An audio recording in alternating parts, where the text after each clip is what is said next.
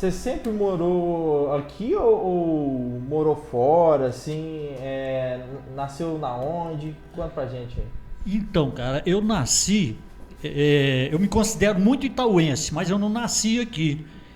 Quando eu nasci, meu pai morava numa roça, numa estação de roça. Ele trabalhava na ferrovia, na época era Mogiana. Era uma estação de roça que existia entre Itaú e Passos, chamava Taguaúna. Existe lá ainda as ruínas de Taguaúna.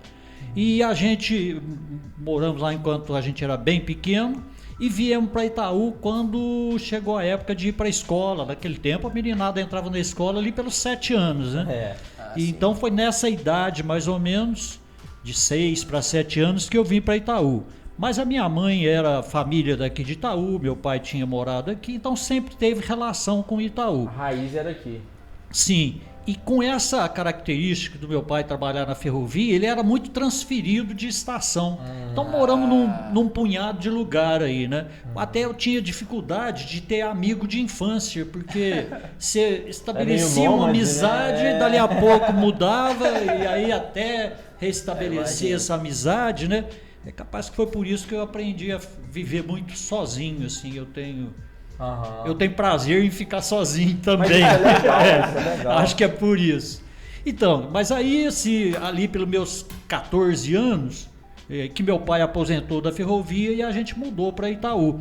E isso foi significativo demais para mim, porque era deixar de ser criança e entrar na juventude, né? E isso nessa cidade aqui, né? Então eu sempre fui apaixonado por Itaú. E para você, assim, que estava saindo, como assim, da zona rural e vindo para cidades, tipo assim... Não, mas aí eu já morava em outra cidade. Ah, já morava. Eu vim para cá de Guaxupé. Antes de morar aqui, eu morava em Guaxupé.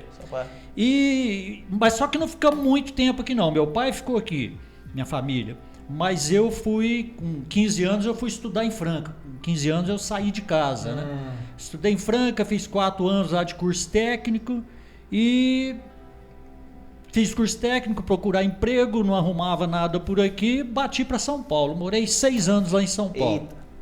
São Paulo, rapaz, vou falar para você, eu cheguei a tocar lá em São Paulo um tempo, e o rapaz, ele era daqui e a gente ia para lá nos finais de semana. Ele levava a gente pra lá, na hora que chegava naqueles metrô lá, eu vou falar pra você, eu olhava aqueles metrô e falei assim, cara, se me soltar aqui só o Goku de volta à minha terra pra me vir tudo de volta, véio. Porque, sem brincadeira, não dá, velho, não dá. Cara, é muita coisa, é muita informação. Não, eu vindo no ônibus, pedindo informação pra moça, a moça pegou e cutucou a ferida. Responde não, é estranho.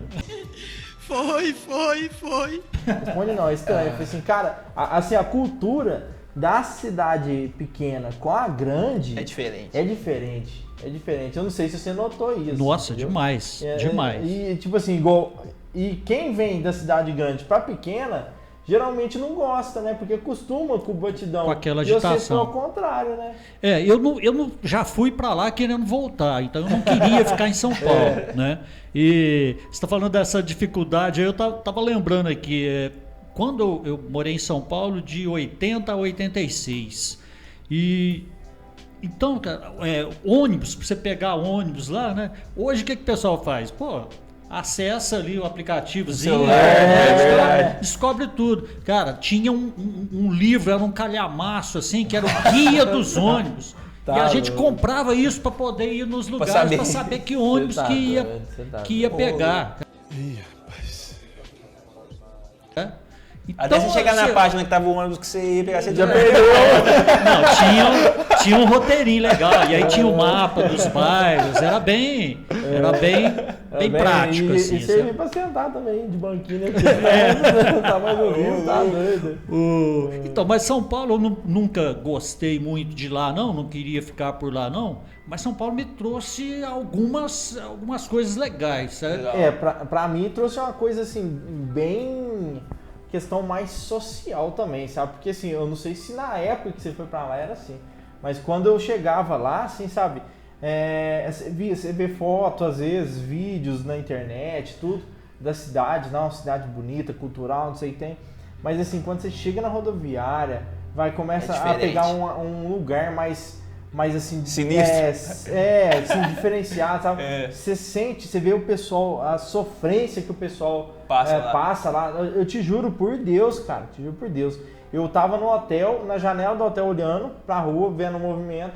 Eu vi um cara de manhã, de tão cansado que ele tava, ele dormiu andando e bateu de cara com o poste. Eu te juro por Deus que eu vi isso acontecer. Foi. Sabe, eu fico pensando, o quanto esse cara não passou na cidade grande pra poder, assim, às vezes, ralar no dia dia a dia dele deve ser difícil, entendeu? Não sei se era quando você tava lá, mas assim... Tinha, cara, tinha muita coisa lá. E eu trabalhei lá no tratamento de água e tinha muitos amigos, assim, de periferia mesmo, que trabalhavam ali. Era uma estação grande de tratamento de água lá. Então a gente via muita história e muita coisa complicada lá, assim. Então. Isso lá em 80, né? Nessa Hoje, época, então, você não tinha feito nenhuma faculdade ainda não? Não, ainda não. Tava nesse curso técnico.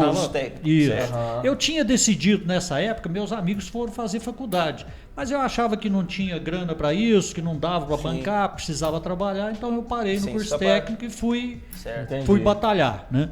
E um negócio muito legal que eu consegui em São Paulo foi, eu sempre gostei de música, né?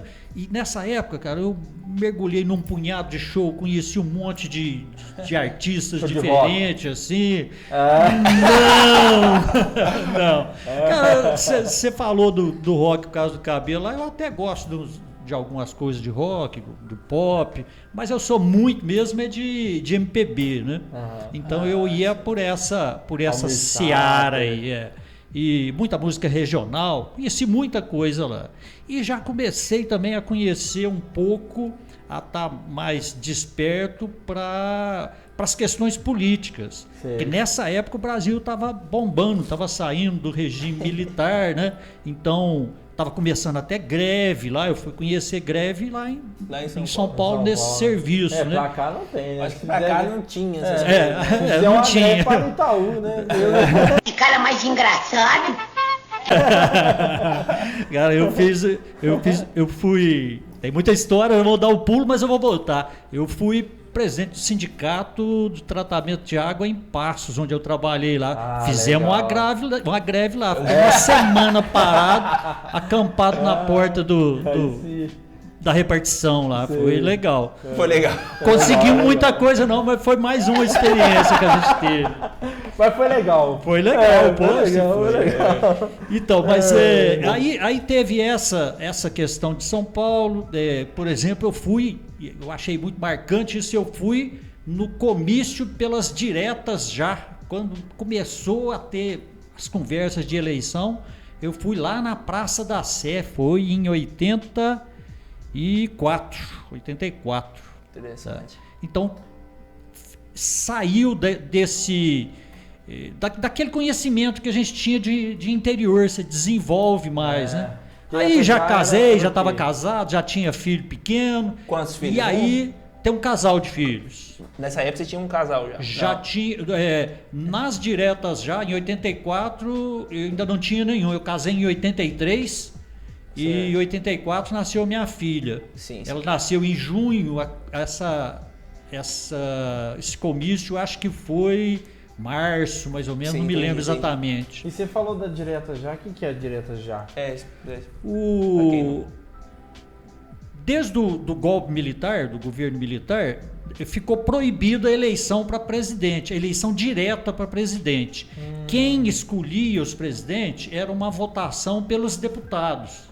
Então eram só os deputados que podiam votar. Né? Eles que escolhiam entre si.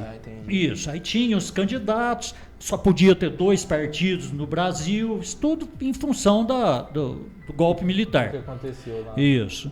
E aí teve um punhado de situações, pessoas exiladas, e foi tendo uma campanha pela redemocratização do Brasil. Então foi aceito, esse pessoal que estava exilado pôde voltar para o Brasil, e aí foi caminhando essa campanha. Uma campanha que tinha era pela volta da eleição direta. Tinha um projeto de lei para ser votado, o deputado chamava Dante de Oliveira, acho que ele era do Mato Grosso, eu lembro da figura dele. E aí os artistas e alguns políticos começaram a fazer os comícios nas capitais para apoiar esse movimento. Sabe? Nesse ano, não foi essa emenda, que era uma emenda da Constituição para permitir a eleição direta. Essa emenda não foi aprovada. Sim. E continuou tendo a eleição indireta, né? A gente elegia os deputados e os deputados elegiam o presidente. Entendi. Mas aí, assim, normalmente era só os militares que ganhavam a eleição, né? E então, nesse ano, não lembro se foi nesse ano ou no outro, mas foi em consequência dessa movimentação pelas diretas, é que teve candidato civil, que aí foi candidato Tancredo Neves, o vice era o Sarney, e pela situação foi o Paulo Maluf, que tinha sido governador de São Paulo e tal. E aí o Tancredo Neves ganhou. Aí voltou, aí saiu do governo militar. Uhum. Mas aí, cara, aconteceu uma coisa que na época eu acompanhei isso pelos jornais, assim, falei, pô, na época se você contasse isso aí, parecia tema de filme, de livro, sabe? O Tancredo Neves ganhou a eleição, acho que assumia em março, mais ou menos, e ele ficou doente, internado, não saiu, morreu. Ixi, não assumiu o mandato? Não assumiu. Aí tinha fotografia deles, assim, lá descorava ele para tirar a fotografia no hospital, mas ele não chegou a assumir. Aí assumiu o vice dele, que era o Zé Sarney, e aí continuou a história. Aí tem uma longa história pela frente. 10 minutos. E aí? Eu nem vi o coisa. Eu vi. Eu não vi. Por isso que eu até perguntei. Qual que era a pergunta? É.